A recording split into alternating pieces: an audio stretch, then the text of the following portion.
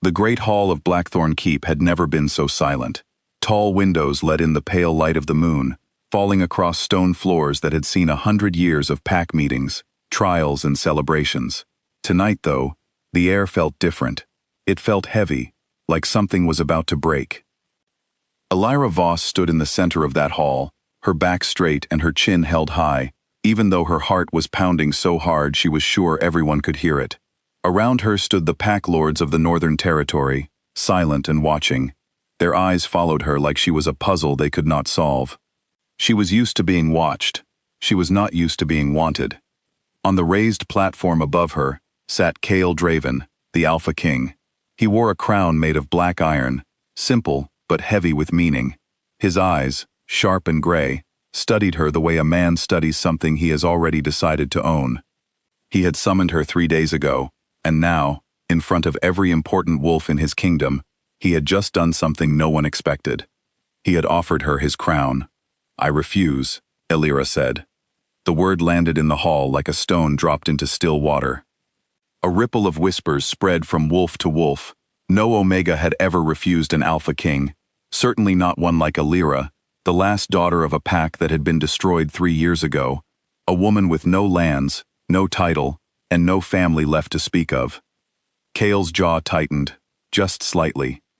To anyone else, he looked calm. But Elira had learned to read small things. She saw the muscle move at the side of his face, and she saw the flicker of surprise behind his composed expression. "You would deny your king?" he asked. His voice was quiet, but it carried across the whole hall. "You would deny your fate?" "You are my king," Elira answered. "You are not my fate. There is a difference, Your Majesty, one you have never had to learn, because no one has ever told you no." For 3 years, Cale had ruled the North with strength and control. He built his power on discipline and careful planning, not on love or chance. When his advisors told him he needed a queen with strong bloodlines to secure his throne against rumors of rebellion, he had thought of Elira. Her family line, though broken and scattered, carried old blood, blood that could calm the doubts of the pack lords who still questioned his right to rule. He had never once wondered what she might want. He had only seen a solution to a problem. Elira turned to step down from the platform. That was when the great doors of the hall groaned open. A gust of cold air rushed in, carrying with it the scent of pine trees and faraway snow. Every wolf in the hall turned toward the entrance. A man walked in, tall and unhurried, dressed in dark traveling clothes dusted with frost. Elira recognized him immediately, though she had never met him in person. Everyone knew his face from stories. Dorian Ashe, the exiled prince of the eastern wilds. The only wolf who had ever defeated Cale Draven in single combat, years ago, before Cale took the throne. He had been cast out of the kingdom after that fight, and no one expected to ever see him inside Blackthorn Keep again. He walked the length of the hall, as if the stone floor belonged to him. No guard stopped him. No one dared.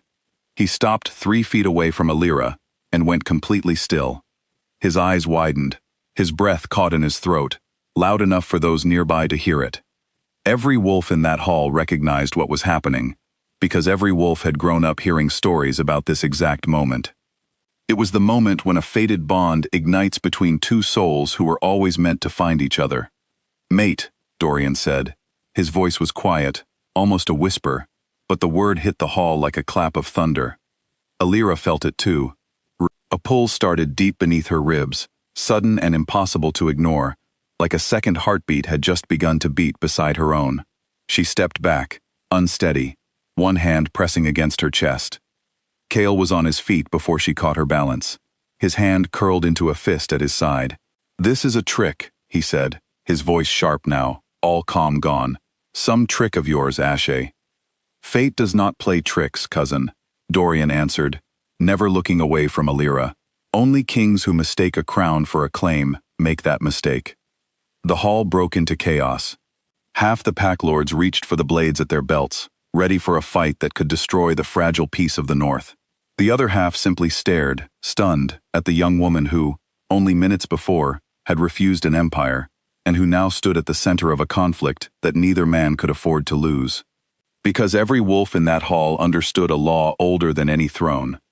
A fated bond, once declared in front of witnesses, could not be broken by any king, no matter how powerful he was. Cale stepped down from the platform slowly, each movement filled with quiet warning. "She was to be my queen," he said. "She was never yours to choose," Dorian replied evenly. "You offered her a crown. I am only bringing her the truth the moon already gave her." Illyra looked between the two men. On one side stood the king, who had summoned her like a piece to be placed on a board, expecting her to accept without question. On the other stood the exile who, an hour ago, had not even known this bond existed, yet had crossed mountains through the cold night to reach her the moment he felt the pull. She thought about her village, burned to ash 3 years ago. She thought about the family she had lost, the years she had spent alone, surviving because she refused to give up, refused to bow to anyone who tried to control her. She had said no to a crown, because a crown was never really a choice. It was an offer wrapped around an expectation. This feeling now, the warmth spreading beneath her ribs, the way Dorian's eyes had not left her face since he walked through those doors, this felt different. This felt like the first real choice she had ever been given. "I did not refuse the crown just to fall into another man's claim," she said, her voice steady and loud enough for the entire hall to hear.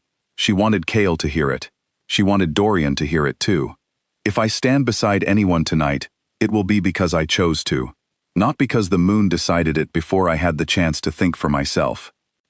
Dorian lowered his head slightly, showing respect rather than defeat. "Then choose," he said simply. "I will not force a bond on someone who does not want it, mate or not, but understand this. I did not come here tonight for a crown, or for power, or to challenge Cale's throne. I came because something older than either of our titles called me across the mountains. That part was never something either of us controlled." Outside the tall windows, the eastern sky had begun to lighten, just slightly, the first hint of dawn creeping over the mountains. Cale looked at Illyra, and for a moment, something shifted in his expression. It was small, barely noticeable, but Illyra caught it. It was the look of a man realizing, perhaps for the first time, that he had offered her a throne without ever once asking what she actually wanted. He had thought of her as a solution. He had never thought of her as a person with her own heart, her own choices, her own right to say no. "I never asked you," he said quietly, so quietly that only those closest to him could hear. "I never once asked you what you wanted." Illyra felt something soften in her chest at those words. Not enough to change her answer, but enough to understand that Cale was not simply a cold king. He was a man who had been taught, his whole life, that duty came before feeling, that strength meant never showing weakness, not even the weakness of asking someone how they felt. "No," she agreed gently. "You didn't, and that is exactly why I could never have accepted your crown, even if there had been no one else standing in this hall tonight." Cale nodded slowly, and though his pride clearly stung, something in his posture eased, as if a weight had been lifted rather than added. He stepped back, giving her space, giving the moment room to breathe. Illyra turned to Dorian. The pull beneath her ribs was still there, warm and steady, but she reminded herself, and him, that a bond was only a beginning, not a decision already made. "I don't know you," she said honestly. "I don't know your kindness, your temper, your patience, or your fears. A bond tells me we are meant to find each other. It does not tell me who you are." "Then let me show you," Dorian said. "Not tonight, not because the moon insists on it, but because I want to. Take whatever time you need. I have waited years already, without even knowing what I was waiting for. I can wait a little longer for you to be sure." For the first time since she had entered the hall that night, Illyra allowed herself a small, honest smile. It was not the smile of a woman accepting a crown, or a bond, or a fate written by forces beyond her control. It was the smile of a woman who, after 3 years of surviving alone, had finally been given the space to choose for herself. "I choose to find out," she said, turning fully toward Dorian, as the first true light of dawn broke over Blackthorn Keep, spilling gold across the stone floor. "Not because fate demands it, because I want to know what it means to be chosen by someone who never once asked me to be anything other than myself." A murmur passed through the hall again, but this time it was different. It was not shock or outrage. It was something closer to quiet understanding, even respect. The pack lords, who moments ago had reached for their weapons, now lowered their hands, watching a new kind of history being written in front of them. Not a history of conquest or claim, but a history of choice. Behind her, Kale said nothing more. There was nothing left to say. A king could command armies. He could command loyalty, obedience, even fear. But a heart, freely given, had never once been his to take, and standing there in the light of dawn, he finally understood that truth completely. Dorian offered his hand, not as a claim, but as an invitation. Elira looked at it for a long moment, feeling the warmth of the bond, but also feeling something even more important, the simple freedom of her own decision. She took his hand. Outside, the sun continued to rise over the mountains, painting the sky in soft shades of gold and pink, chasing away the last shadows of night. Inside Blackthorn Keep, a new story was only just beginning, one built not on crowns or fate alone, but on the quiet, powerful choice of a woman who had refused to be anything less than fully herself. And as the pack lords slowly returned to their seats, whispering not of scandal but of something rarer, they watched the two of them stand together in the light, and they understood that sometimes the strongest bonds are not the ones written by fate, but the ones chosen freely, with open eyes and open hearts, exactly as the sun rose to greet a brand new day.